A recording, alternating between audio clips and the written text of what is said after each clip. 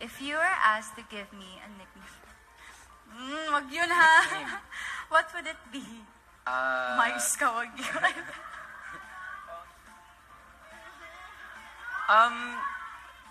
Siyempre, Nadie. Or Pumpkin.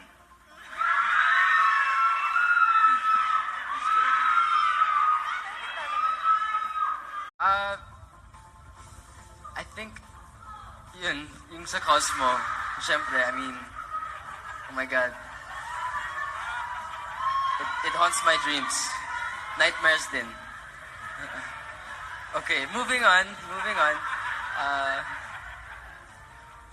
Okay, what is your favorite way of spending time with me? Madami, pero pag nagte-travel, I agree. diba? Pag nagte-travel. Yes. Yan.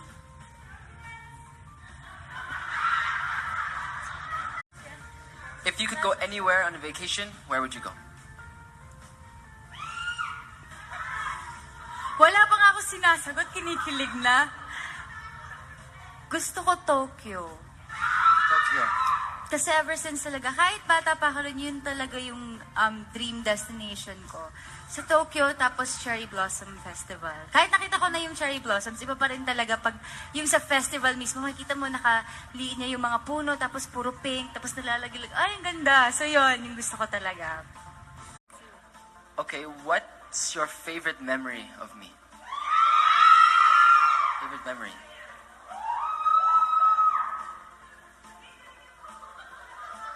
Ito na nga, iniisip ko lang kung ano yung sasagot ko, di ba? Favorite memory.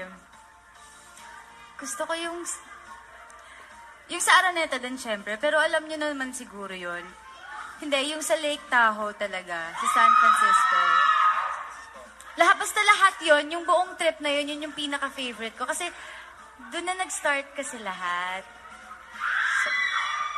So okay na? Okay, ano ba? What is your favorite holiday? Korea. Holiday? Halloween. Holiday? Okay, I mean like Ay, vacation. wait lang. Like Ano holiday, ba? Vacation? Or both na lang? Well, okay, favorite holiday vacation was Korea, your birthday. Halloween.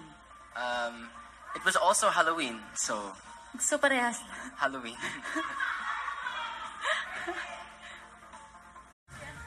If you could go anywhere on a vacation, where would you go? Wala pa nga ako sinasagot, kinikilig na. Gusto ko Tokyo. Tokyo. Kasi ever since talaga, kahit bata pa ako rin, yun talaga yung dream destination ko. Sa Tokyo, tapos Cherry Blossom Festival. Kahit nakita ko na yung Cherry Blossoms, iba pa rin talaga pag yung sa festival mismo, makikita mo nakaliin niya yung mga puno, tapos puro pink, tapos nalalagay, ay, ang ganda. So yun, yung gusto ko talaga.